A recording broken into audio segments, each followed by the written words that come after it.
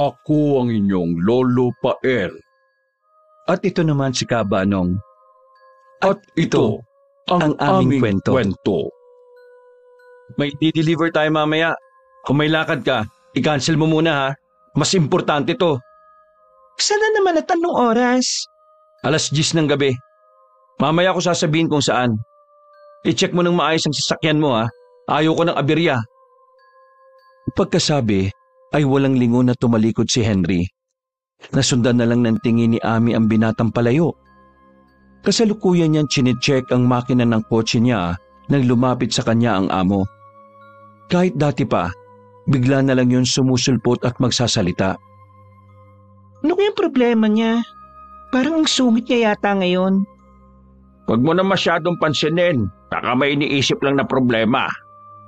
Ang hirap kasing intindi ng ugali niya, Manong.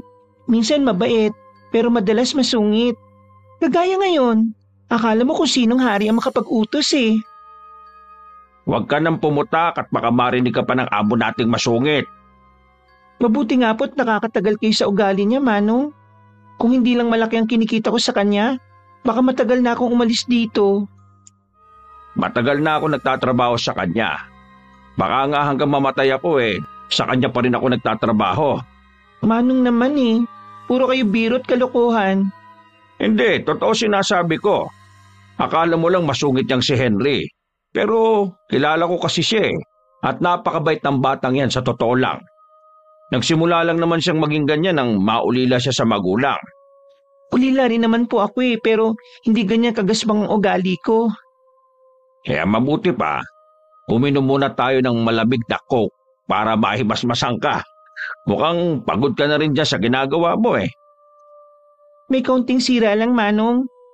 Nahaya na kasi akong tawagin at istorbohin ka Alam ko naman na marami ka pang sasakyan na inaayos dito sa talyer. Ay sus, tong batang ito. Kailan pa nauso ang hiya dito sa atin? O siya sige, pagkatapos nating magmerienda tutulungan kita dyan sa binubutingting mo. May importanteng lakad daw kayo mamaya at kaya dapat smooth ang takbo niyang alaga mo. Sige po, maraming salamat, Manong. Nang sumapit ang 8:00 ng gabi ay nagsimula ng gumayak si Ami. Eksaktong 9:00 ay nasa loob na siya ng kotse at naghihintay kay Henry. Hindi rin naman siya natagalan sa paghihintay dahil pumasok at naupo na sa backseat ang lalaki. Pagkatapos sumenyas nito na umalis na sila, ay nagsimula ng magmaneho si Ami. Sinabi ni Henry kung saan sila eksaktong pupunta. Habang nagmamaneho ay parehas tahimik ang dalawa. Nakikiramdam naman si Ami sa lalaki. Maya-maya pa ay dumating na sila sa isang nakasaradong malaking factory. Mabilis lumabas si Henry, dala ang isang bag at naglakad papunta sa likurang bahagi ng lugar na yon. Ang totoo ay walang ideya at kaalam-alam si Ami sa mga transaksyon na pinupuntahan ni Henry. Basta ihahatid lang niya ang lalaki. Saglit lang siyang maghihintay at pagkatapos noon ay uuwi na sila. Halos 20 minutos nang naghintay si Ami. Maya-maya ay natanaw na niya si Henry na naglalakad papunta sa pinaparadahan ng kotse niya. Pagkasakay ng lalaki ay sumenyas itong sumibat na sila. Agad namang sumunod si Ami. Sa restaurant mo diretso yung pwede na ring uminom. Tumingin si Ami sa rearview mirror para masulyapan ng lalaki. Tahimik lamang itong nakaupo habang nakatanaw yun sa labas ng bintana. Nang makarating sila sa bar-restaurant ay naunang bumaba si Henry habang si Ami naman ay naghanap ng parking. Pagpasok ni Henry sa loob ay agad siyang inasikaso ng waiter. Umorder siya ng alak at pagkain. Kung may gusto ka pa, orderin mo lang Libre ko. Ano bang meron? Birthday niyo po ba, boss? Hindi. Gusto ko lang mag-chill ngayong gabi. May gusto sana akong itanong Ano?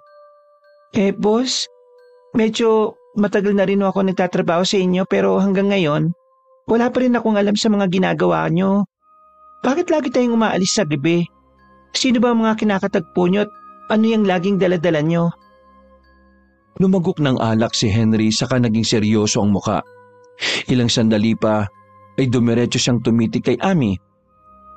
Mas maganda kung wala kang alam sa mga ginagawa at pinupuntahan ko. Kahit ilang beses mo pang itanong sa akin yan, hindi rin kita sasagutin. Sikreto lang kasi talaga ang tungkol sa bagay na ito. Naku-curious lang naman ako. Kahit kasi si Manong wala ring alam eh. Basta, wala kang ibang gagawin kundi ihatid ako sa lugar na kailangan kong puntahan. Ang dali lang ng trabaho mo sa totoo lang, tapos kumikita ka pa ng malaki. Hindi na kumibo pa si Amy at ilang beses niyang sinubukang itanong ang tungkol sa bagay na yon ay laging hindi rin sinasagot ni Henry ang tungkol sa ginagawa niya. Nagpatuloy sa pag-inom si Henry habang si Amy naman ay binusog ang sarili sa mga pagkaing nasa lamesa nila. Naging tahimik sa pagitan nilang dalawa. Hindi na rin nag-aksaya pa si Amy na magtanong o magsimula na mapag-uusapan nila. Hanggang ngayon talaga ay hindi pa niya kabisado ang ugali ni Henry. Ang hirap basahin ang tumatakbo sa utak nito. Kagaya ngayon na panaka-naka ay sumusulyap siya sa lalaki pero nananatiling seryoso ang aura nun. Alauna na madaling araw nang ayain ni Amy si Henry na uuwi na sila. Tingin niya ay may tama na ang binata. Hindi nga siya nagkamali dahil pagkatayo nito ay muntik ng matumba. Mabuti na lang at mabilis si Amy na naalalayan ng lalaki. Tinulungan niya ito hanggang makarating sila sa kotse. Pagpasok ni Henry sa loob ay umayos siya ng higa at pumikit. Hinayaan na lang ni Amy sa ganoong posisyon ng amo. Nagmaneho na siya pabalik sa talyer. Naroon din kasi nakatayo ang bahay mismo ni Henry. Kinabukasan, nagising na medyo makirot ang sentido ni Henry. Lumabas siya ng bahay, dala ang isang tasang kape at pinagmasdan ang buong talyer. Maya-maya, nakita niya si Manong Roger na naglalakad at kagaya niya ay may hawak rin yun na isang tasa ng kape at isang plastic bag. Nakangiting lumapit si Roger sa amo. Magandang umaga po, Sir Henry. Mabutit gising ka na. Tama-tama, pagsaluhan natin tong binili kong pansit at tinapay. Nag-abala pa kayo, Manong. Salamat pero ayos na sa akin tong kape muna. Wala akong kasabay kumain lagi sa umaga kaya sana sabayan mo ako ngayon para maranasan ko naman na may kasabay kumain minsan. Walang nagawa si Henry kundi pagbigyan ng matanda. Naupo sila sa lamesang naroon at sinimulang kainin ang mga dalang pagkain ni Roger. Mukhang late na kayo nakauwi ni Amy kagabi ah. Malayo yata pinuntahan ninyo. Hindi naman. Nagpalipas lang kami ng oras sa restaurant. May mga oras na kasi na gusto ko ring lumabas para mag-unwind. Paminsan-minsan kasi magbakasyon ka muna. Masyado mo ikinukulong ang sarili mo dito sa talyer eh. Mas importante ang negosyo kaysa magbakasyon. Pero hindi lang dito iikot ang buhay mo. Paano ka makakahanap na magiging asawa niyan kung nakakulong ka lang dito sa talyer mo? Wala pa sa isip kaya, Manong. Hindi ka na rin bumabata ha. Ang tanging hiling ko, bago man ako mawala sa mundong ito makita kitang nasa isang maayos na pamilya. Kayo ba, Manong? Nung maagang nawala ang asawa mo, bakit hindi ka na nag-asawa ulit? Humigop ng kape si Roger. Saka nakangiting tumingin sa malayo. Hindi ko na nakikita yung sarili kong magmamahal pa ng iba bukod sa kanya. Masaya naman ako kahit nag-iisa eh. Kahit hindi niya ako nabigyan ng anak, ayos lang din. Tanggap ko na yung kung anong naging kapalaran ko. Masaya rin naman ako kahit nag-iisa eh. Nasanay na lang din siguro ako. Huwag kang mawala ng pag-asa ha. Makakahanap ka rin ng para sa'yo. Nang matapos sa pagkain ng dalawa, ay nagpaalam na si Roger na magsisimula na magtrabaho. Bumalik naman si Henry sa bahay niya para uminom ng gamot. Tanghali na makatanggap ng tawag si Henry mula sa isang kliyente. Saglit lang silang nag-usap. Nang maibaba ang telepono ay sumilip siya sa bintana ng opisina niya. Mula roon ay tanaw niya si Amy na abala sa ginagawang sasakyan ng customer. Bumaba siya para kausapin ang babae. Naramdaman ni Ami na may ibang presensya sa likuran niya kaya lumingon siya. Ang walang emosyong mukha ng among si Henry ang nakita niya.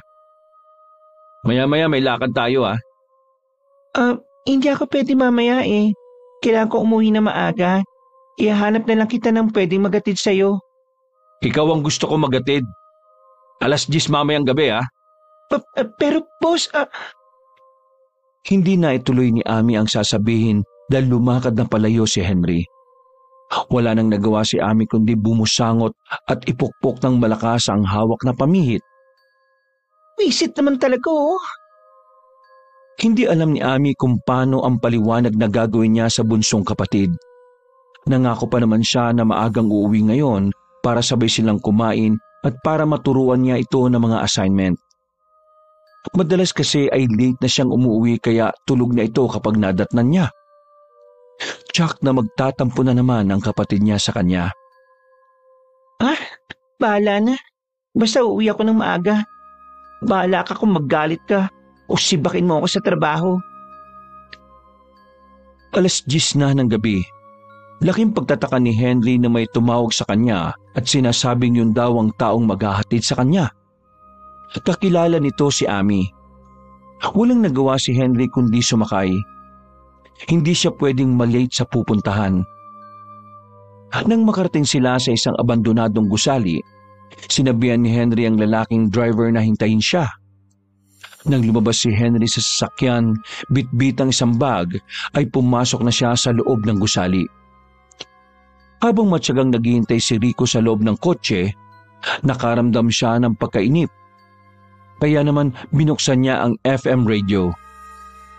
Sakto na mga pampatulog ang tugtugin.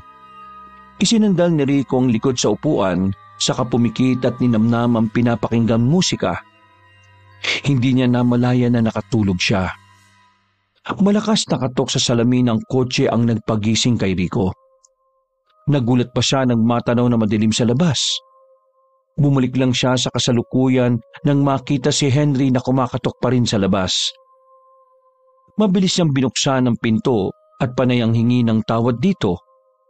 Hindi kumibo si Henry at diretso lang na naupo sa backseat. Napansin ni Rico na ibang bag na ang dala ng lalaki. Hindi na siya nagtanong pa at hinatid na ito kung saan din niya sinundo.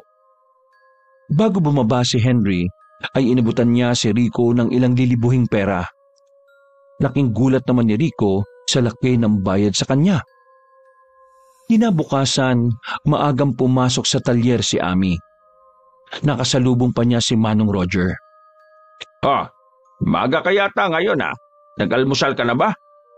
Opo, ipinagluto ko ng almusal yung kapatid ko kanina at hinatid ko na rin siya sa eskwelahan bago ako dumiretso dito. Mukhang bumabawi ka sa kapatid mo Opo nagtatampo na sa akin kasi laging late na ako umuwi. Mabutit wala kayong lakad kagabi. Alanganing napangiti si Ami sa kapasimpleng kumamot sa buhok. Ayun na nga po ang problema May lakad kami kagabi pero iba ang taong kinontak ko para magatid kay Sir Henry. Naipit lang din ako ng sitwasyon kahapon. Nakapangako kasi ako sa kapatid ko Kaya mas inuna at pinili ko muna siya. Baka kasi lalong magtampo kapag naiba na naman ang plano. Maiintindihan naman ni Henry yung naging sitwasyon mo. Kinakabahan nga ako Manong Baka galit siya sa ginawa ko. Parang hindi mo naman kilala yung amo natin na yon. Hindi lang yung pala salita pero hindi ibig sabihin nagalit na siya. Sana nga po. Ito kasi ang unang beses na hindi ako sumunod sa kanya Natigil sa pag-uusap ang dalawa nang bigla magsalita sa likod nila si Henry. Hindi nila napansin ang paglapit nito sa kanila. Sir Henry, kanina pa po ba kayo dyan? Hindi naman. Sumunod ka sa akin sa office ko May sasabihin lang ako. Pagkasabi ni Henry ay nauna na siyang maglakad patungo sa opisina nito. Bahagya pang natulala si Ami. Nabalik lang siya sa wisyo nung nagsalita ang matanda. Nagmamadali siyang sumunod sa lalaki habang palingon-lingon sa nakangiting mukha na matanda. Pagpasok ni Ami sa opisina Naramdaman agad niya ang tensyon sa kabuuan ng kwarto. Naupo sa harap si Ami at matyagang hinintay ang sasabihin ng amo sa kanya. Hindi ko nagustuhan ang ginawa mo kagabi Inindyan mo ko at ibang taong nagatid sa akin. Pasensya na po boss pero nagsabi po ako sa inyo na hindi talaga ako pwede. Wala akong ibang taong pinagkakatiwalaan kundi ikaw. Paano kung masamang tao yung kagabi? Hindi pa siya maayos magtrabaho dahil natutulog. Hindi na po mauulit. May dahilan lang talaga ako kaya hindi ako pwede kagabi. Safe ka naman pong nakauwi kaya maayos pa rin ang naging trabaho ni Rico. Yun ang ibiniling ko sa kanya. Hindi mo nagigets ang point ko, Ami. Walang ibang pwedeng makaalam ng mga pinupuntahan at ginagawa ko. Baka yan pa ang ikapahama ko Di ko rin naman po alam kung anong ginagawa niyo Hoy, kahit ibulong mo yan, narinig ko yan. Ako na nagsasabi sa'yo Ikaw mismo. Aayaw kang alamin kung anong ginagawa ko. Baka nga magbagong tingin mo sa akin kapag nalaman mo Bakit iniusga niyo ako kaagad? Sa tagal ko nagtatrabaho sa inyo, dapat nga malaman ko kung ano man yung ginagawa niyo Ako ang lagi mong kasama sa mga lakad mo. Pero kahit ako walang alam sa lahat ng yan. Pagtatalunan na naman ba natin ang tungkol dito? Ito pa rin ang sasabihin ko sa'yo Mas mainam na wala kang nalalaman. Ayaw ko rin ma-involve ka tungkol sa ganitong bagay. Sige na, bumalik ka na sa trabaho. Tapos na yung usapan natin. Tapusin na natin ang usaping ito. Kapag ganun na ang tono ng amo, ay hindi na siya sumasagot pa. Nasanay na lang siya sa ganoong ugali nito. Tumayo na si Ami at tahimik na lumabas ng opisina nito. Habang pabalik sa talyer, ay hindi pa rin maiwasang makaramdam ng inis si Ami. Anong napag-usapan niyo ni Sir? Wala naman po. Tinanong lang niya kung bakit wala ako kagabi. Bakit ganyan ang hilat siya ng mukha mo? Kulang na lang manuntok ka. Wala po Manong. Uho pa rin to. Tara na, magtrabaho na tayo. Noong buong maghapon na yon ay naging abala ang dalawa sa pagbubutingting ng mga sasakyan. Hindi nila alam kung paano nila nakakaya kahit dalawa lang silang tauhan sa talyer na yon. Ang kwento ni Manong Roger, dati ay marami silang tauhan doon pero nagsialisa ng lahat dahil hindi nagustuhan ang ugali ni Henry. Tanging si Manong Roger ang naiwan sa talyer na yon at hindi naisipang umalis. Napag-alaman niya mula kay Henry mismo ang tunay na dahilan kung bakit nito inalis sa mga tauhan. Dahil nandaraya ng singil sa mga customer at bukod pa roon ay maraming sumbong at reklamo ang nakarating sa kanya na kinukupitan din ang at kita ng talyer. Kahit na dalawa lang silang tauhan ng talyer ngayon ay masaya naman at masasabi niyang walang nagiging aberya o problema. Laking tulong at ginhawa pa nga noong dumating si Ami sa kanila. Magaling makisama ang babae, walang reklamo sa trabaho. Masipag at listo. Magaling din sa trabaho at maayos makipag-usap sa mga customer nila. Nang gabing yun ay tinanong ni Ami kung may lakad ba sila. Para alam niya bago siya umuwi. Pero sumagot si Henry na bukas pa ang lakad nila. Napansin ni Ami na medyo garalgal ang boses ng amo. Napansin din niyang matemlay ito at tila ba may dinaramdam. Boss Henry, ayos lang po ba kayo? Oo naman. Medyo makati at masakit lang ang lalamunan ko. Mas mabuti pang inuman niyo na kagad yan ng gamot para magapan kung ano man yan. Bukas lang wala na ito. May mga gamot po ba kayo dyan? Gusto niyo ibili ko muna kayo? Huwag ka na mag-abala pa. Umuwi ka na para makapagpahinga ka na rin. Sa pagkakataong yun ay hindi na nangulit pa si Ami. Ang totoo, pagod na rin siya dahil sa maghapong pagtatrabaho. Sige boss, tutuloy na po ako. Bukas na lang po ulit. O sige, mag-iingat ka. Pagdating ni Ami sa bahay, ay masaya siyang sinalubong ng kapatid na si Emily. Natutuwa ito dahil maaga na naman siyang nakauwi. Kapag ganoong nakikita ni Ami na sobrang saya ng kapatid niya, ay napapawi ang pagod niya. Kahit pagod ay pinilit niyang magluto para sa hapunan nilang dalawa. Sabay silang kumain habang masayang nagkukwento si Emily ng mga naganap sa buong maghapon niya sa eskwelahan. Pagkatapos kumain at tugasan ng mga pinagkainan nila, pinanood ni Amy ang kapatid sa ginagawa nitong homework. Nang matapos ay nagkanya-kanya na sila ng tungo sa mga sariling kwarto. Nang mailapat na ni Amy ang likod sa kama ay agad siyang napapikit. Umunat-unat pa siya para lumagutok at mabanat ang mga buto niya. Isa na naman nakakapagod na araw. Bukas ulit. Ay, ang tagal pa ng linggo para sa day off. Nang makaramdam ng inip, ay tiningnan ni Amy ang cellphone. May mga message sa telegram niya galing kay Julius, ang lalaking matagal nang nagpapaalam na manliligaw sa kanya pero matagal na rin niyang tinatanggihan. Kaibigan lang kasi ang turing niya sa lalaki at kahit kailan ay hindi na magbabago pa ang nararamdaman niya rito. Hindi siya nag-abalang mag-reply sa mga messages ni Julius. Pagkasaksak ng cellphone ay pinatay na rin niya ang ilaw at natulog na. Umaga, kahit tinatamad pang bumangon ay walang nagawa si Amy kundi tumayo para magluto ng almusal. Sakto naabutan niya ang kapatid na naghahanda na para maligo. Pagkatapos magluto ay siya naman ang nag-asikaso ng sarili.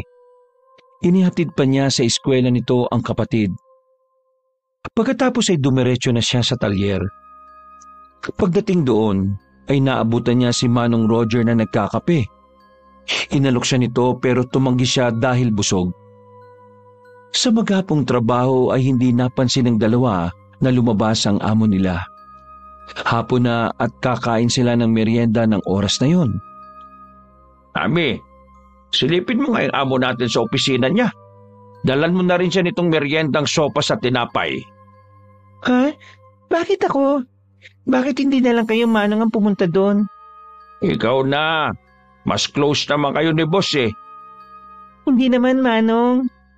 Nag-aalala lang din ako sa kanya. Kagabi kasi narinig ko siyang umuubo eh. Baka ako ngayon masama ang pakiramdam niya. Kaya sige na, puntahan mo na siya at ihatid mo na yan sa kanya para makakain siya. Walang nagawa si Amy kundi sumunod sa matanda.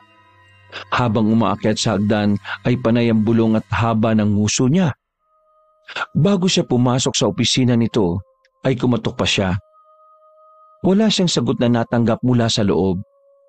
Muli siyang kumatok. Sa pagkakataong yon ay mas nilakasan niya. Nang makaramdam ng inis ay walang pasabi na binuksan ni Amy ang pinto. Nakita niya na nakayukyok sa lamesa ang amo. Mahimbing yung natutulog. Para maiwasang buwa ng ingay, ay dahan-dahang inilapag ni Amy ang pagkain sa gilid para hindi masagi. Palabas na sana siya nang biglang magsalita ang lalaki. Muntik pang mapatalon sa gulat ang dalaga. Oh, ano yung dala mo? Pinapabigay po yan ni Manong Roger. Sabi niya maghapon daw po kayong hindi lumabas kaya baka hindi pa kayo kumakain. Ang galing naman ni Manong. Hindi pa nga ako kumakain. Hala, pasaway po pala kayo. Bakit hindi pa kayo kumakain? Masakit ang lalamunan ko eh. Kahit tubig, hirap akong lunukin saka nilalagnat ako. Tonsillitis na yan, boss. Dapat makainom ka ng gamot para gumaling ka. Bukas, magpapacheck up ako para maresetahan ng gamot pero ngayon, mas gusto ko magpahinga muna eh. Sobrang sama ng pakiramdam ko. Tama po yan na makapagpahinga muna kayo. Cancel muna yung lakad mamaya. Ha? Hindi pwedeng makancel ang lakad ko mamaya. Pero paano kayo lalakad mamaya kung may sakit kayo? Maiintindihan naman siguro ng kausap nyo kung sasabihin nyo na hindi nyo kaya at sa ibang araw na lang ang transaksyon ninyo. Hindi ako pwede. Pero ikaw pwede ka. Ha? Paano pwede ako? Ikaw makikiharap at makikipag-usap dun sa katransaksyon ko. Huwag kang mag-alala. Doble ang ibabayad ko sa'yo ngayon. Madali lang naman yung gagawin mo. Basta lahat ng payo at sasabihin ko susundin mo ha. Medyo kinabahan ako, boss. Wala akong alam sa ginagawa mo eh. Hindi rin ako sanay makipag-usap sa ibang tao. Alam kong kaya mo yan. Malaki ang tiwala ko sa iyo, Ami. Sige na, bumalik ka dito mamaya ng 9:00 ng gabi para mapaliwanag ko sa iyo kung ano lang ang gagawin mo. Okay, boss. Siya nga pala, salamat dito sa pagkain ha. Pakisabi kay Manong Roger na maraming salamat. Wala sa sarili na lumabas ng opisina si Ami. Hanggang makabalik siya sa ginagawang trabaho ay mahahalatang may malalim siyang iniisip at agad yung napansin na matanda. Nagpadala lang ako ng pagkain sa iyo sa amo natin. Pagbalik mo, wala ka na sa sarili. Ano pa nangyari? Wala naman po, Manong. May inutos lang si boss sa akin mamaya. May sakit nga siya. Baka magpapacheck up daw siya bukas. Akala ko nag-away na naman kayo Siya lang naman ang lagi nangaaway sa akin eh. Hindi ko lang talaga mapatulan kasi nga, amo. Kailangan pa rin igalang at irespeto. Mabait naman yung amo natin. Hindi lang siguro maiwasan ang pagbabago sa tao. Talagang dumarating yan Nang sumapit ang 9:00 ng gabi, ay nasa opisina na si Ami. Iniabot ni Henry ang isang itim na bag sa kanya. Walang ideya ang babae kung ano ang nasa loob noon, pero hindi naman mabigat. Ibigay at ihatid mo yun dun sa lugar na ibibigay ko sa iyo ha. Simple lang ang gagawin mo. Pag-abot mo niyan kay Mr. Lee, hayaan mo siyang buksan at tingnan ang nasa loob. Pagkatapos nun aabutan ka rin niya ng isang bag. Ang bag na yun ay may mga lamang pera. Tingnan mo lang kung tunay dahil baka mamaya fake na pera yung ibigay nila. Kapag nasiguro mo na tunay nga, sumibat ka na kagad. Bumalik ka dito sa opisina. Tapos ang trabaho mo para sa gabing ito. Ganun lang po ang gagawin ko, boss? Oo, ganun lang. Hindi mo kailangan makipagkwentuhan. Saglit lang ang transaksyon na nagaganap. Okay, sige po. Yakang-yaka ko yan. Huwag sana magkaroon ng aberya. Walang mangyayaring aberya. Kung magkaroon man, tumakbo ka at tumakas, siyempre. Mas importante pa rin yung kaligtasan mo, no? Sige, boss. Lalakad na ako para makabalik agad. Gusto ko na rin makauwi para makapagpahinga Sige. Pasensya ka na, Ami, kung ikaw ang nautusan ko ngayon, ha? Hindi kasi talaga pwedeng makancel ang transaksyon ko Bawat minuto at oras ay mahalaga. Ihatid mo na ng safe ang bag na yan. Sige na, mag-iingat ka ha. Opo, boss. Ako na pong bahala. Lumakad na si Ami. Habang nagmamaneho ay panay ang dasal niya na sana ay maging matagumpay ang gagawin niya ngayong gabi. Kagaya ng dati ay hindi naman nahirapan si Ami na hanapin ang lugar na ibinigay sa kanya. Isa yung malaking abandonadong bahay at kahit puno ng kaba ay binaybay niya ang nasabing bahay. Pagdating niya sa loob ay napansin niya ang mga anino ng tao kaya nagpatuloy siya sa pagpasok. Pagdating sa loob ay agad niyang kinamayan ang nagpakilalang si Mr. Lee. May mga kasamang tauhan ng Don pero hindi niya pinapansin ang mga yon. Kung ano lang ang habilin sa kanya ni Henry ay yun lang ang gagawin niya. Agad niyang iniabot ang bag sa may edad na lalaki. Walang sabi-sabi na tiningnan ni Mr. Lee ang nasa loob noon. Laking gulat pa ni Ami nang ilabasyon ng lalaki at kilatisin. Hindi siya maaaring magkamali. Isang paris ng mata ang nakikita niya na nasa loob ng garapon. Kahit bumundol ang kaba, pakiramdam ni Ami ay sasabog ang puso niya sa takot ay hindi siya nagpahalata. Nang matapos sa pagkilati si Mr. Lee, ay sumenyas ito sa isang tauhan at iniabot sa kanya ang isang bag na puno ng pera. Nangiginig ang mga kamay na nagmamadaling binuksan niya ang bag. Nang makilatis na tunay ang pera na nasa loob, ay isinara na niya ang bag at isinukbit yun. Nagpaalam na siya kay Mr. Lee at bago tuluyang umalis, ay kinamayan pa ulit siya na matanda. Nang mabuksan ni Ami ang kotse, ay inihagis niya ang bag sa loob at mabilis siyang pumasok sa sasakyan. Kailangan niyang makaupo dahil pakiramdam niya ay nangangatog at anumang oras ay bibigay ang mga tuhod niya. Hindi pa rin siya makapaniwala sa naging transaksyon nila. Kung ganoon ay yun pala ang ginagawa ng amo niya. Paano nito nasisikmura ang gawin ng bagay na yun? Nang maalala na naman niya ang mga mata, ay pinigilan niyang masuka. Pakiramdam niya ay sa kanya nakatitig ang mga matang yun. Ang matinding katanungan, saan galing at saan nakuha ng amo niya yun? Halos liparin ni Ami ang pagpasok sa opisina ni Henry.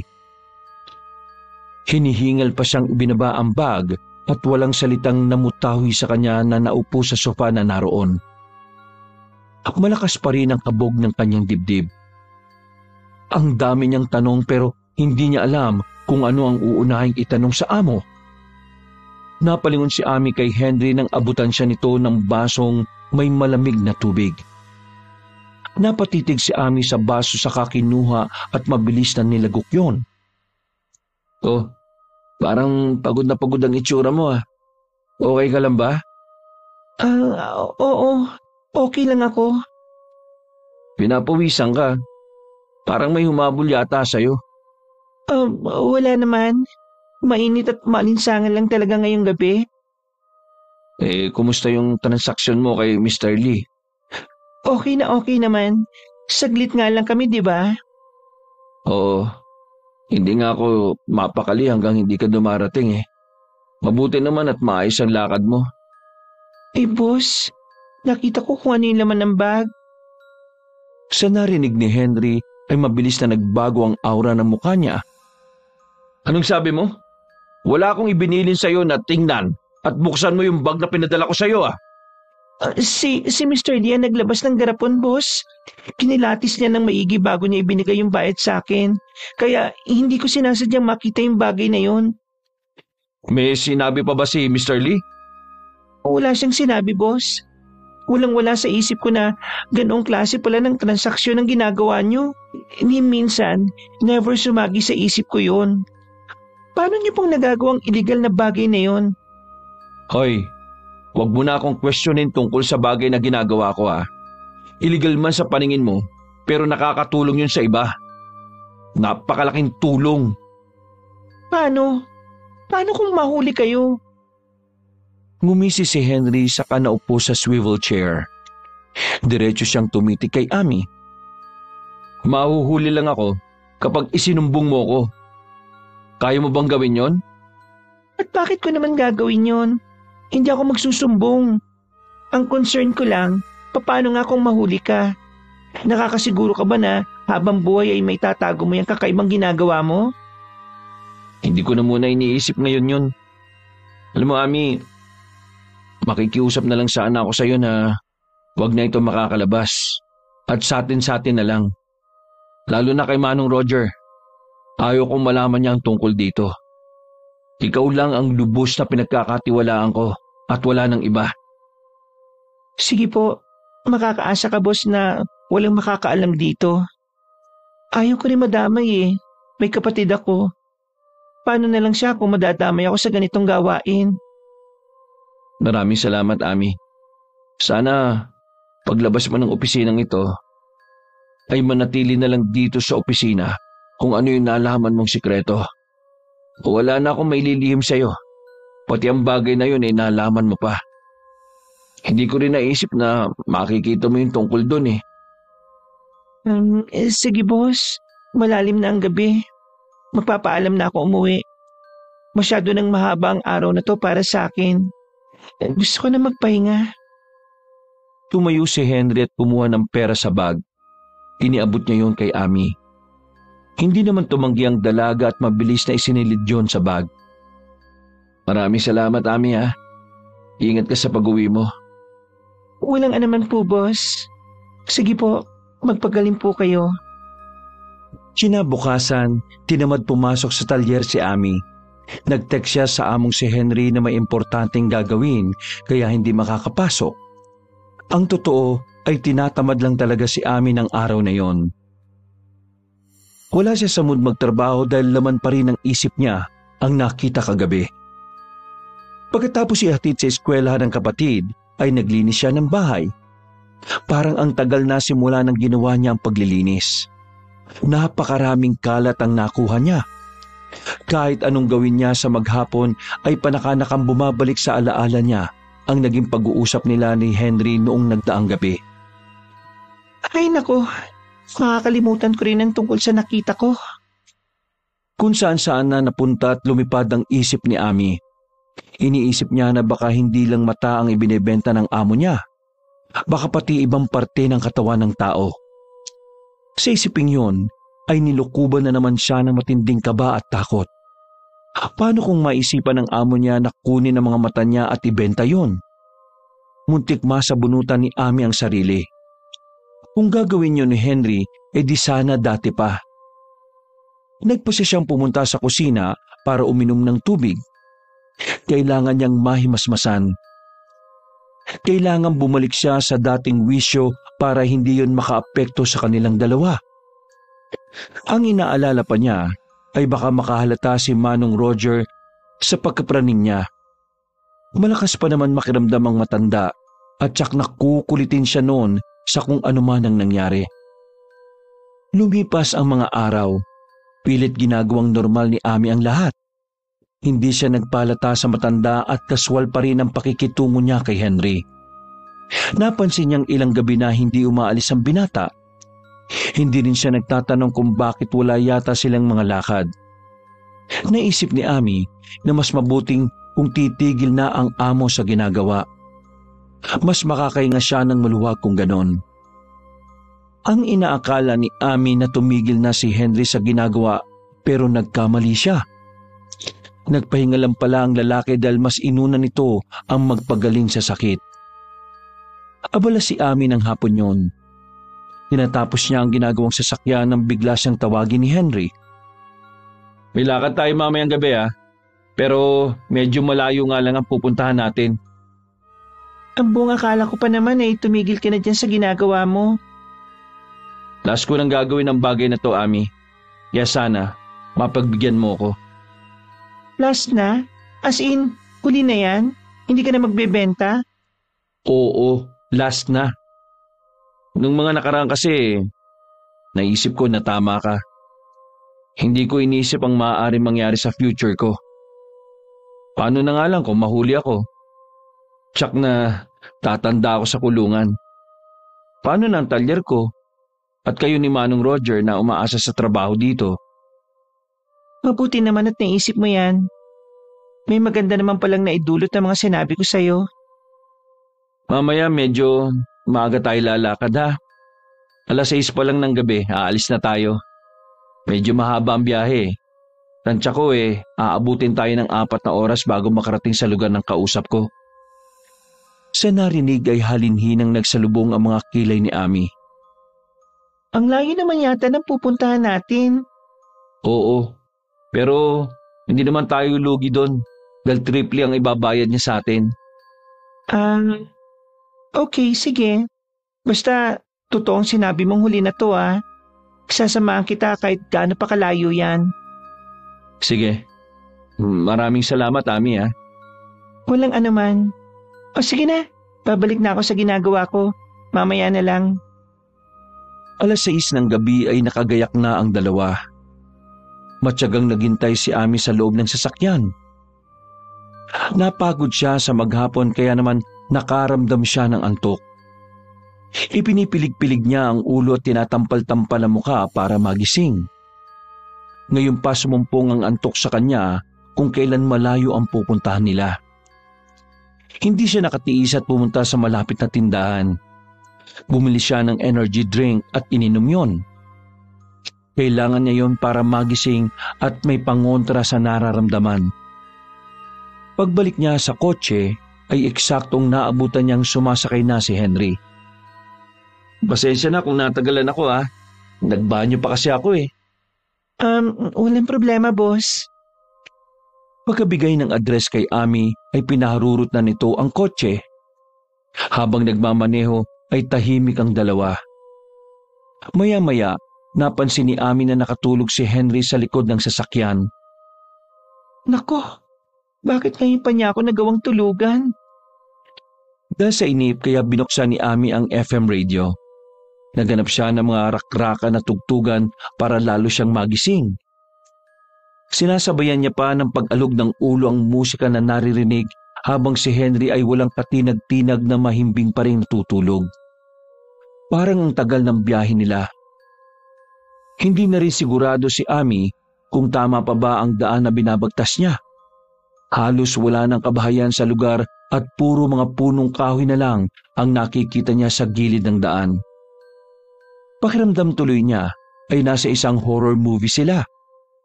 Hindi siya nakatiis at ginising na si Henry. Boss, tama pa ba itong dinadaanan natin? O naliligaw na tayo? Wala sa sarili na nagising si Henry. Pagkarinig niya sa sinabi ng babae, ay gulat na napalingalinga siya. Hindi ko alam kung naliligaw na tayo. Hindi pa kasi ako nakakapunta sa lugar na ito eh. May number ba kayo ng kliyente na katransaksyon nyo ngayon? Tawagan mo kaya para alam natin kung dito ba siya nakatira. Masukal na ang loob eh. Mukhang delikado na magpatuloy. Siguro hinto muna ako dito sa gilid. Mabilis denial ni Henry ang number ng kausap na si Armando. Pagkatapos ng ilang ring ay may sumagot. Saglit nakipag-usap si Henry na panay naman ang sulyap ni Ami sa labas. Ang sabi ni Mr. Armando, tama naman tong dinadaanan natin. Sa looban pa yung bahay niya. Looban? Sa ganitong itsura ng lugar? Walang titira dito. Mas marunong pa ba tayo sa may-ari ng bahay? Basta ang sabi niya, dumiretso pa raw tayo. Wala naman daw ibang bahay dito kundi sa kanila lang eh. Kapag may nakita tayong bahay, sure ako na yun na yung kanila.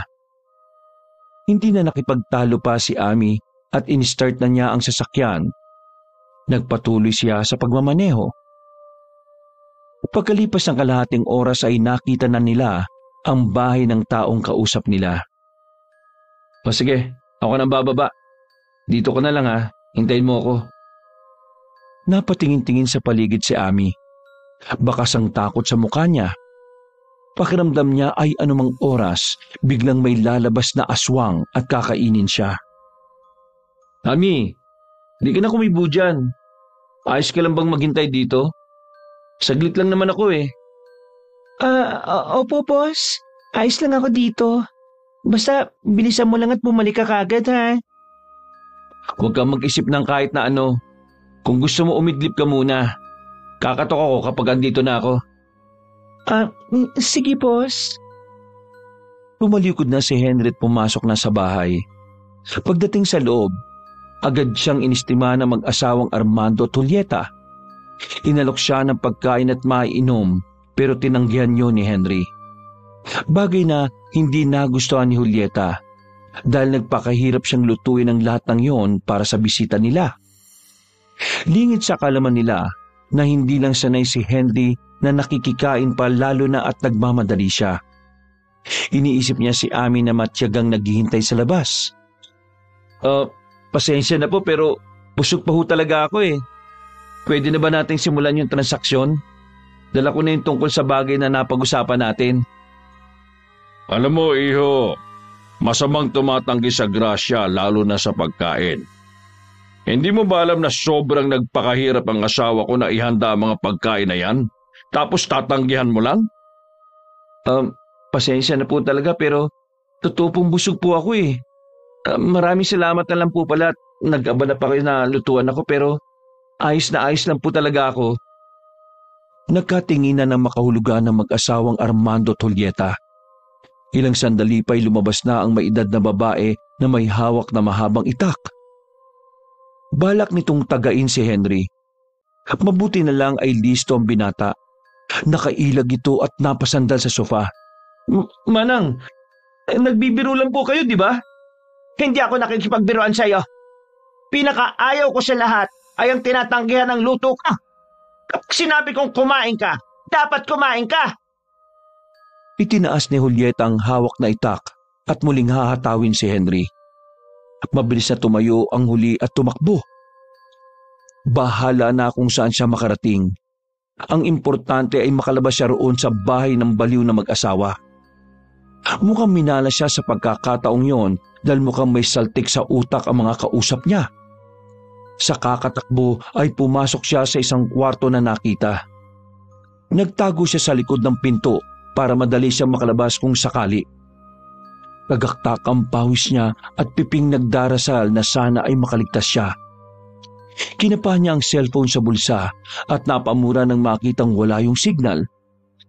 Anong klaseng lugar ba ito at hindi abot ang signal? Paano ko patatawagan si Ami? Kailangan ko ng tulong. Ibinalik ni Henry ang cellphone sa bulsa. Nakakarinig siya ng mga yabag na papalapit. Inihanda niya ang sarili sa kung ano man ang maaaring mangyari. Hindi nga siya nagkamali dahil maya-maya pa ay bumukas ang pinto at pumasok si Armando sa loob para hanapin siya. Yun ang pagkakataon na hinihintay niya. Mabilis siyang lumabas para tumakbo. Nang hindi niya makita si Julieta, sa wakas ay nakalabas din siya ng pinto ng bahay. Habang tumatakbo ay sumisigaw si Henry. Isinisigaw niya ang pangalan ni Ami. Biglang naalimpungatan si Ami. Tiningnan niya ang relo at nagtaka kung bakit wala pa si Henry. Mukhang natagalan yata ang amo niya sa pakikipag-usap sa loob. Tumingin siya sa bandang likod ng sasakyan at ganun na lang ang pagtataka niya nang makita sa malayo si Henry. Tumatakbo ito at parang may sinisigaw. Lumabas siya para sana salubungin ito pero eksaktong pagkalabas niya ay narinig niya ito. Tumakas ka na, Ami! Papatayin tayo ng mag-asawa! Tumakbo ka na! Eksaktong pagkasabi sa sinabi ni Henry ay biglang lumitaw mula sa likod si Julieta at hinataw ng itak ang lalaki sa likod. Natamaan si Henry at pagbagsak ay nasubsob na ito sa lupa.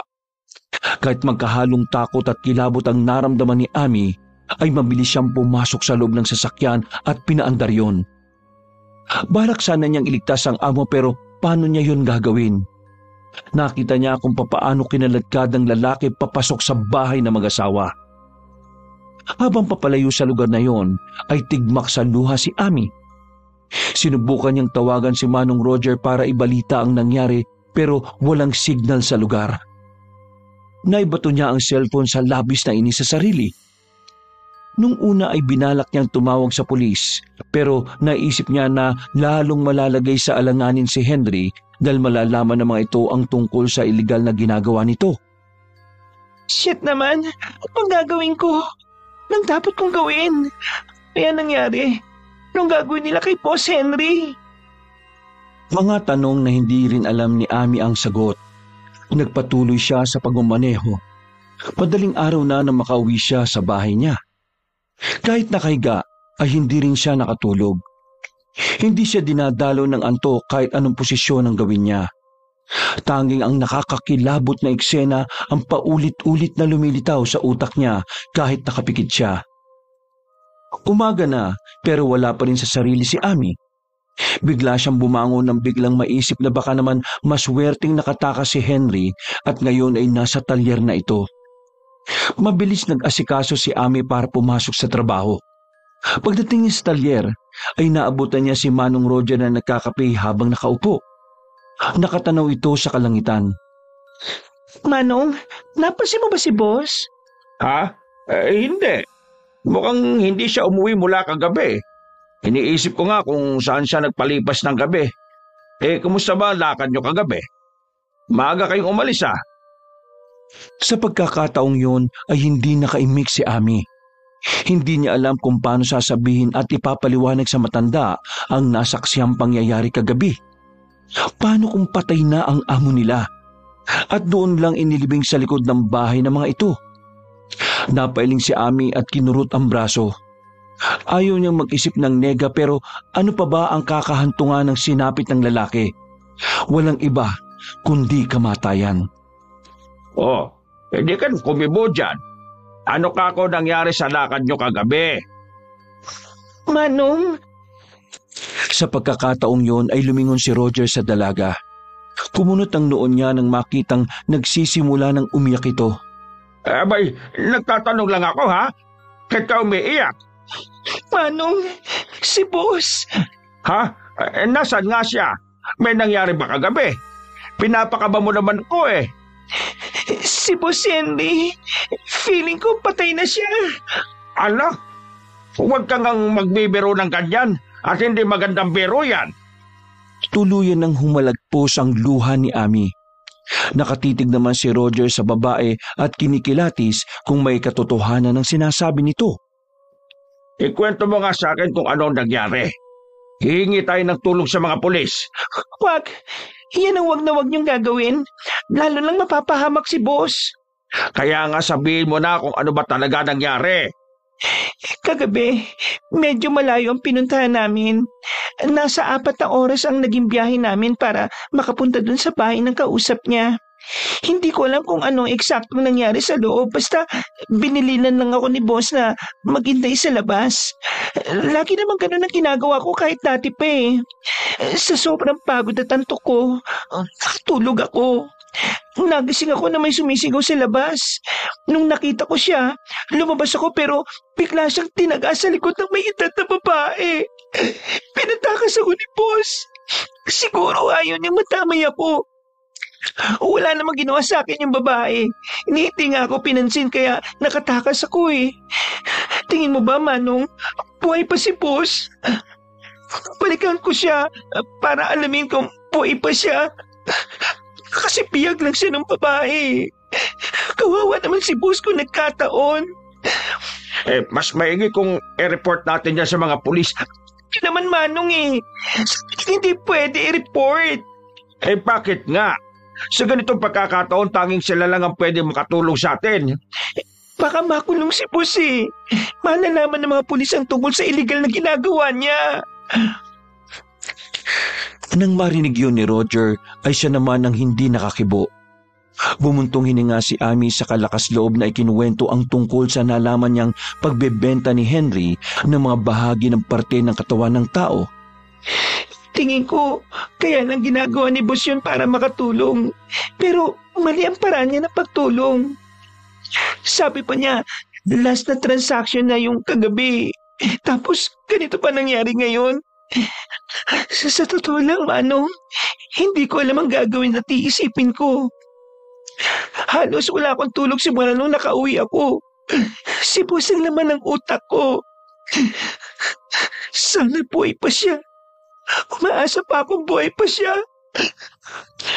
Natitiyak kung buhay pa siya. Kilala ko si Henry.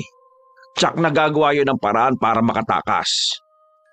Kung totoo man ang sinasabi mo, sa ngayon, isang tabi mo muna natin ang tungkol dyan. Maraming trabahong gagawin. Hindi niya kakatuwa kung mapapabaya natin itong talyer. Kaya tara na, magtrabaho muna tayo. Pero Manong... Yun na lang ang tanging nasabi ni Amy. Tumalikod na ang matanda at iniwan siya. Pinunasan ni Amy ang luha at isininga ang sipon. Hindi niya alam kung makakapag-focus siya sa trabaho. Biglang may pumitik sa isip niya. Kinuha niya ang cellphone at dinayal ang numero ni Henry. Pero out of coverage ang sinasabi ng operator. Lalong nakaramdam ng kalungkutan si Amy. Maya-maya, tumayo na siya at nagsimula na magtrabaho. Nang maghapong yun ay halos walang kibuan ng dalawa. Natapos ang araw nila sa ganun. Nang makauwi sa bahay si Amy, muli niyang sinubukang tawagan ang numero ni Henry pero kagaya kanina ay out of coverage yun. Nang gabing yun, habang nakahiga, ay hindi pa rin mawaglit sa isip ni Amy ang amo. Ang totoo ay nakokonsensya siya dahil iniwan lang niya ang amo. Kung kailan nasa sitwasyon nito na kailangan ng tulong pero mas inisip nito ang kapakanan niya. Nakakainis. Hindi na naman yata ako makakatulog nito. Nang gabing yun ay isang desisyon at plano ang nabuo sa utak ni Amy. Hindi pwede na wala siyang gagawin. Hindi pwedeng pabayaan na lang niya ang amo niya ng ganoon na lang. Sa kakaisip ng hakbang na gagawin, hindi niya namalaya na nakatulog na siya. Tunog ng alarm clock ang nagpagising kay Ami ng umagang yon. Dali-dali siyang bumangon para magluto at mag-asikaso ng sarili. Nang nasa talyer na siya, ay napansin niyang si Manong Roger na nakatanaw sa malayo. Nang titigan niya ito, ay napansin niyang malalim ang mga mata nito na para bang walang tulog. Manong, nagkape na ba kayo? Ha? Ay, hindi pa. Gusto niyo ipagtimpla ko kayo? Ikaw ang bahala. Nahimigan ni Ami ang tila walang gana na matanda. Naiintindihan niya ang nararamdaman nito. Saglit siyang umalis para ipagtimpla ito ng kape. Nagdala na rin siya ng biskwit na nakita niya sa kusina. Habang umiinom si Manong Roger ng kape, ay muling binalikan sa isip ni Ami ang nabuong plano. Ngayong gabi niya gagawin yon. Bahala na kung mapahamak siya basta ang importante ay sinubukan niya. 6:00 pa lang ay naghanda na si Ami sa pag-alis. Nang maiayos sa mga dadali niya ay agad na siyang sumakay sa kotse. Dala niya ang pamihit niya para kung sakaling manganib ang buhay niya ay may armas siyang magagamit. Halos nasa 1 oras nang nagmamaneo si Ami nang biglang marinig na may kumalabog sa likod. Agad niyang inihinto ang sasakyan at sinilip kung ano ang ingay na yon. Pagkabukas niya sa likurang bahagi ng sasakyan, ay ganoon na lang ang gulat niya nang makita si Manong Roger na nagtatago roon. Ano ang ginagawa niyo dyan? Hindi pwedeng solo ka lang nalalakad. Paano kung mapahama ka? Bakit ho kayo nagtago dyan? Pwede niyo naman pong sabihin na gusto niyong sumama. Baka hindi mo ko isama eh. Hindi ho talaga dahil lubang delikado, lalo na't matanda na kayo. Hoy! Sinong matandang sinasabi mo? Kalabaw lang ang tumatanda. Napairap na lang si Ami at bumalik na sa kotse. Habang nagmamaneho ay panay ang sulyap niya sa harapang salamin para makita kung ano ang ginagawa ng matanda sa likod. Muntik pa siyang matawa nang makita na hawak-hawak nito ang isang liyabi de tubo. Napansin naman ni Roger na pinagmamasdan siya ng dalaga. Kagabi, naisip ko na sabihin sa iyo na subukan natin punta ng lugar kung saan kayo nagpunta ni Boss Henry. Pero hindi ko na pala kailangan sabihin dahil iisa lang din ang tumatakbo sa utak natin. Hindi kinakaya ng konsensya ko ang nangyari. Kaya babalikan ko si Boss. Malakas ang paniniwala ko na buhay pa siya. Ako rin. Hindi basta mamamatay. Mahaba pa ho ang biyahe natin. Matulog po muna kayo para mamaya may lakas tayo. Kailangan maging handa tayo sa kung ano man ang mangyayari. Hindi natin alam kung ano ang naghihintay doon sa atin. Samantala, sa bahay ng mag-asawang Armando at Julieta ay bihag nila si Henry. Nakakulong at nakatali ito sa isang kwarto. Si Julieta naman ay masayang nagluluto at nag-ahalo ng espesyal na putahe niya para sa gabing yon. Sarapan mo yan para maraming makain ang bisita natin, ha? Sisiguraduhin kong marami siyang makakain. Masarap kaya ang atay at bato ng tao. Malinamnam to. Malambot at masarap higupin ng malasang sabaw.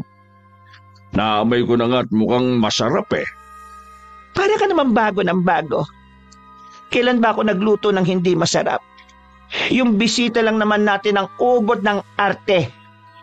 Hayaan mo na. Tingin ko ay hindi siya sanay kumain ng mga laman loob.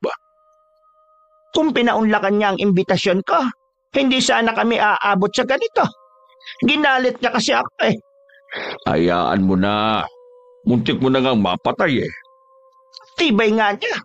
Saka natin kakainin ang sariwang laman niya at ang iba ay lulutuin ko. Ang buong akala ni Henry ay kagaya ng normal na tao ang mag-asawang nakausap niya. Nakilala niya ang dalawa dahil inirefer siya sa kanya ng dating nakatransaksyon niya. Lingid sa kaalaman ni Henry na may lahing aswang ang mag-asawa. Nung una ay plano lang nilang kunin ang dala ng lalaki at hindi nila ito babayaran, pero nagbagong lahat ng tumanggi si Henry sa alok ni Julieta. Nasaktan ang puso niya dahil hindi niya lubos akalain na tatanggihan nito ang pagmamagandang loob niya. Na-excite kasi siya ng sobra dahil yun ang unang beses na makakaroon sila ng bisita. Nang maubos ang lahi nila, ay nagpa siya mag-asawa na tumira sa malayo at liblib na lugar. Nakabili sila ng murang lupa at pinatayuan nila ng bahay. Wala silang kapitbahay dahil mas pinili nilang mag-isa at malayo sa mga tao. Umiiwas at natatakot lang sila na maulit ang dating nangyari na pinatay ang mga kalahi nila. Maswerte nga sila at nakatakas sila, kaya para ma-safe ay pinili nila na walang malapit kahit isang tao sa kanila. May hinang tapik sa braso ang nagpagising kay Mang Roger. Muntik pa siyang mapasigaw. Itatanong sana niya kung nasa ang lugar na sila. Aaminin niyang medyo nakakatakot nga ang aura ng paligid. Sobrang sarap po yata ang tulog niyo Mukhang nananaginip pa kayo. Napakatagal naman kasi ng biyahe. Nainip ako kaya natulog muna ako. Nandito na ba tayo? Oo, Manong. Ay, siya nga ho pala. Bago ang lahat, dapat maging maingat tayo sa pagpasok sa bahay. Malayo itong pinaradahan ko para hindi nila tayo makita at mahalata. Ang goal natin ay maitakas si boss. Paano kung mahuli tayo? Kapag ganun ang nangyari tapos binalak tayong gawa na masama, kailangan nating lumaban. Paano kung tayong tagain, edi tayo ang namatay? Sa tanang buhay ko, ngayon lang ako makakapatay ng tao kung sakali.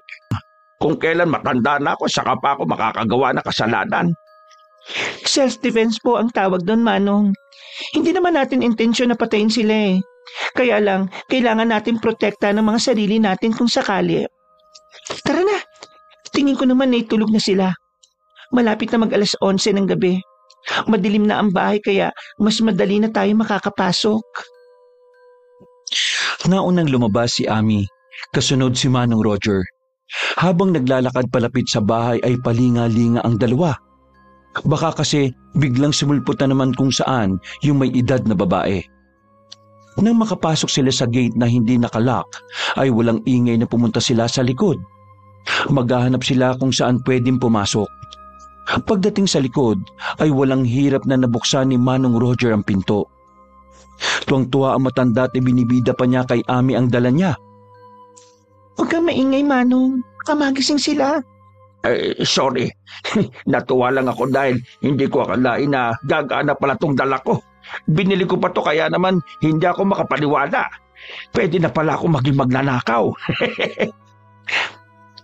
Hindi na kumibo si Ami at maingat na binuksan ang pinto. Mabuti na lang at wala yung nilikang ingay. Maingat din niyang isinara ang pinto at nagpatuloy sila sa paglalakad sa loob. Hindi nila ginamit ang flashlight at pinalinaw lang ang mga mata sa paligid. May kaunting naaaninag si Ami pero si Manong Roger ay wala talagang makita. Nang makita ni Ami ang hagdan ay sinenyasan niya ang matanda na huwag gagawa ng ingay. Gawa sa kahoy ang hagdanan kaya kaunting maling galaw ay tiyak na maririnig sila. Panay naman ang tango ni Manong Roger. Kumapit siya sa laylayan ng damit ni Ami para may hahawakan siya kung sakali.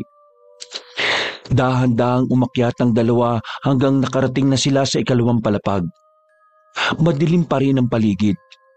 Nakakaramdam na ng kaba si Ami. 3 kwarto ang meron sa itaas. Malimpili ng mabubuksang kwarto ay tiyak na katapusan na nilang dalawa. Sa sobrang kaba ay pinagpapawisan ng malapot si Ami habang si Manong Roger naman nakikiramdam na't naghihintay sa gagawin ng kasama. Unang binuksan ni Ami ang ikalawang pinto na nakita. Ganun na lang ang gulat niya nang makita si Henry na nakatali sa kama. Nakaigayon at tingin nila ay buhay naman. Isinara nila ang pinto at dahang-dahang humakyat palapit sa lalaki. Nakapikit si Henry at parang natutulog. Muntik mapasigaw si Ami nang biglang dumilit ang mga mata ni Henry. Anong ginagawa niyo dito? Dito kami para itakas at iligtas ka. Nababaliw na ba kayo? Bakit bumalik pa kayo rito? Hindi niyo alam kung ano ang pangalip na sinusuong niyo. Hindi kaya ng konsensya ko na basta ka nalang iwan dito, boss. Pinagplanuhan talaga namin ang pagbabalik dito. Walang inaksayang oras ang dalawa. Kinalagan nila ang mga tali na nasa katawan ni Henry. Bawat galaw ay napapadaing sa sakit ang binata. Napansin ni Amy ang malalalim na sugat nito sa likod. Kaunting tiis na lang, boss. Makakaalis ka na rito. Magagamot din natin ang sugat mo. Hindi ordinaryong tao mga nakatira rito. Ilang beses nila akong pinakain ng sinabawang parte ng katawan ng tao. Yung dala ko, nailutot kinain na nila. Mukhang natrap ako nung una pa lang. Kaya nga titigil ka na talaga sa ganyang iligal na ginagawa mo. Iyan ang papatay sa'yo kung sakali. Natigilan ng tatlo na makarinig sila ng kaluskos at yabag. Nagmamadaling nagtago si Amy sa likod ng pinto habang si Manong Roger ay sumiksik sa loob ng malaking cabinet na nakita roon. Biglang bumukas ang pinto at pumasok ang mag-asawa. Parang may narinig kami na may kinakausap ka rito. Sino naman ang kakausapin ko dito? Sarili ko lang ang kinakausap ko. Nakakabaliw naman kasi dito sa lugar na to eh. Ngumisi si Julieta sa kapasimpleng iginala ang mga mata sa paligid. Ganon din si Armando. Nakikiramdam siya sa buong kwarto. Nang wala namang mapansing kakaiba, ay lumabas na ang mag-asawa. Nakahinga ng maluwag si Amy nang sumarado na ang pinto. Nang wala ng dalawa, ay lumabas na rin si Manong Roger sa pinagtataguan nito. Grabe naman yung mag-asawang yon. Parang mga pusa o aso na nakakaamoy na may tao rito. Sabi ko sa inyo hindi sila ordinaryong tao kagaya natin. Kailangan na natin makaalis dito. Magmadali na tayo. Baka bumalik pa ang dalawang yon. Boss Henry, kaya mo bang maglakad? Pipilitin ko para lang makaalis lang sa impyernong lugar na ito. Nang makalaga ng dalawa si Henry ay maingat nila itong itinayo. Inilalayan nila sa pagakbang hanggang makarating sila sa pinto. Pagbukas nila ng pinto ay naggulat sila dahil naroon ang mag-asawa at nakaabang sa kanila. Sa nervyos ni Manong Roger ay agad niyang nahataw si Armando sa muka ng hawak na llave de tubo. Umikot ang paningin ni Armando at walang malay na bumagsak sa sahig. Agad namang dinaluhan ni Julieta ang asawa. Lumuhod siya para gisingin ito. Yun naman ang hinihintay ng tatlo. Paika-ika na naglalakad si Henry habang nakaalalay ang dalawa rito. Panay naman ang lingon ni Amy habang bumababa sila ng hagdanan. Dalian natin. Baka magising yung lalaki. Mas malaking problema kapag nagising siya. Dapat pala hinata ko pa ng isa para sure na matagal ang gising niya. Ikaw talaga, Manong, puro kakalukuhan eh. Nakababa na sila ng hagdan. Patungo na sila sa kusina. Kaunti na lang ay makakalabas na sila. Sa wakas ay narating din nila ang labas ng kusina. Kailangan na lang nila ng mahabang lakaran hanggang makarating sa sasakyan. Alam nilang pagod na si Henry, pero hindi nila kayang buhatin ito kaya kailangan itong tulungan ng sarili. Malapit na sila sa sasakyan. Tanaw na nila ang kotse. Nang makarating sila ay abot-abot ang hingal nila. Pagbukas ni Amy ng pinto ng kotse ay nakapagtatakang hindi niya mabuksan yun. Kinapa niya ang susi sa bulsa pero hindi niya yun makapa. Napansin ni Manong Roger ang aligagang itsura ni Amy. Oh, anong problema? Anong hinahanap mo? Nawawala yung susi, Manong. Ay, nalintik ka na. Kung mamalasi ka nga naman, baka nalaglag. Hindi, malabo. Teka, dito lang kayo Babalik ako doon at hahanapin ko yung susi. Huwag ka nang bumalik doon at delikado. Paano tayo makakalis dito kung di ako babalik doon? Mag-iingat ako. Babalik ako ng ligtas. Ako'y ninenervous dyan sa gagawin mong bata ka eh. Wala naman tayong choice, Manong eh. Kapag naabutan nila tayo rito, mas delikado. Ay, sige, mag-iingat ka. Dalhin mo tong armas na dala ko. Habang papasok sa kusina ay panay ang dasal ni Amy. Saan kaya niya nahulog ang susi? Nang makalagpas siya sa kusina, ay tinitigan niya ng mabuti ang hagdan. Baka nasa baitang lang yon. Patingin-tingin din siya sa ikalawang palapag dahil baka biglang lumabas ang mag-asawa.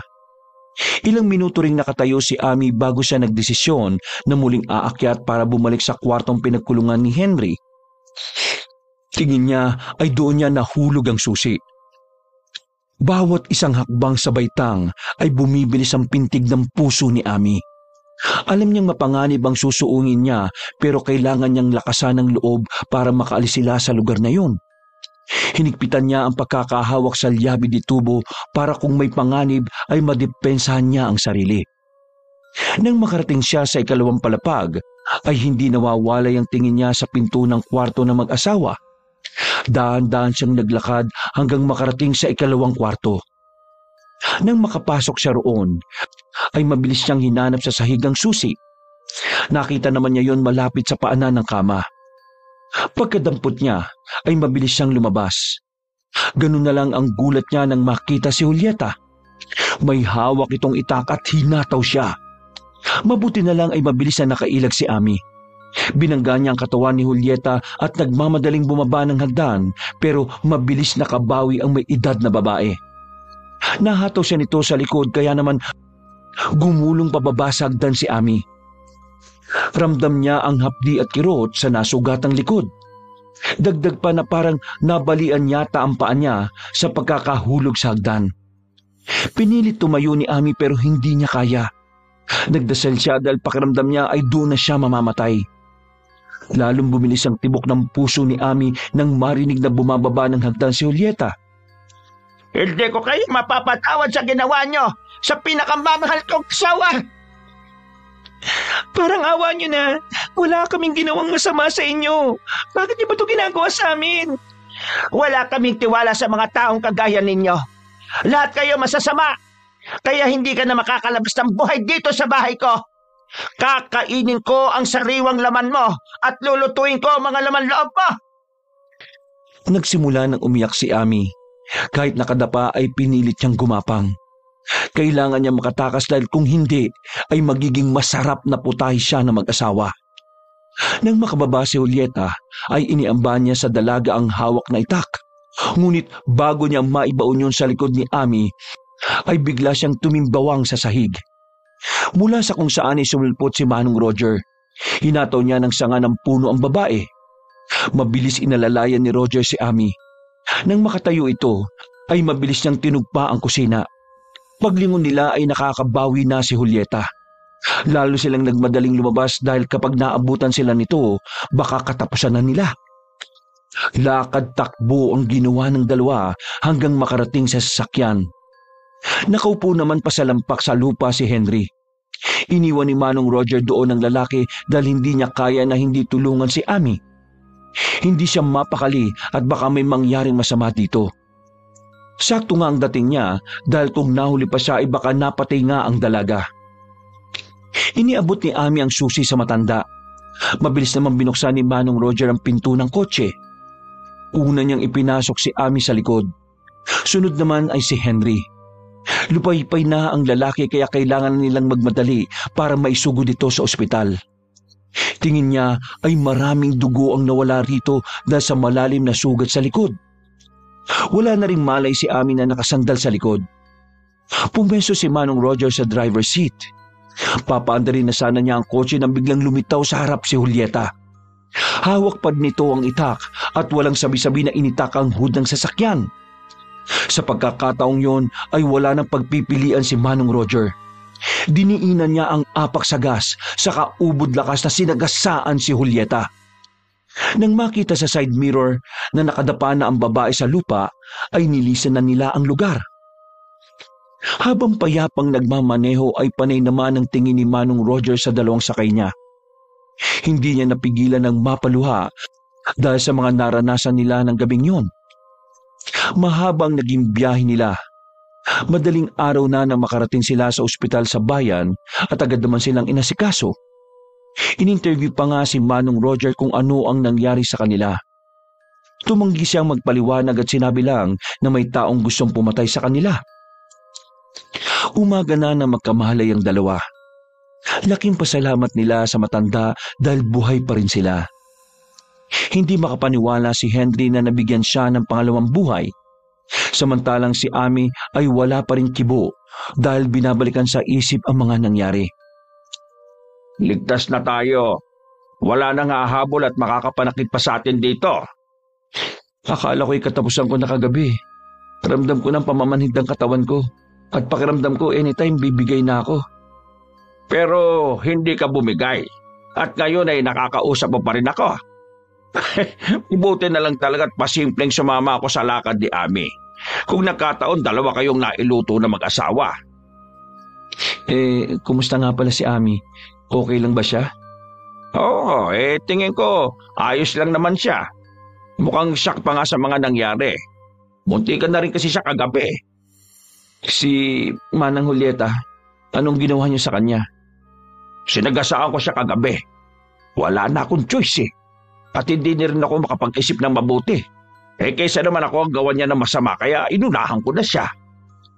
Sa totoo lang, nakakawa sila mag-asawa pero nakakatakot din. Maraming salamat sa pagligtas mo sa amin ni Ami ha. Sa lahat ng ito, kay Ami ka dapat na magpasalamat. Kung hindi ka niya naisipan balikan at iligtas tingin mo makakausap mo pa rin ako. Utang mo ang buhay mo sa kanya. Matigas lang talaga ang ulo ng babaeng yan eh. Pinatakas ko na pero bumalik pa rin. Pero tama ho kayo. Utang ko sa kanya ang pangalawang buhay ko. At sa pagkakataong ito ay makikinig na ako sa kanya. Titigil na ako sa maling ginagawa ko. Yan, tama yan. Hindi ko akalain na sa tagal ko nagtatrabaho sa iyo may kalokohan kang ginagawa. Pangako po, hindi ko na uulitin at gagawin. Natigil sa pag-uusap ang dalawa nang may dumating na mga pulis. Kinuhanan sila ng statement kung ano ang nangyari sa kanila. Ikinuwento naman ni Henry at Manong Roger ang nangyari. Kinabukasan din ay nakalabas na ng ospital ang dalawa. Dahil mas gusto niya magpahinga sa bahay niya. Hapon na nang bisitahin sila ng mga nakausap na pulis.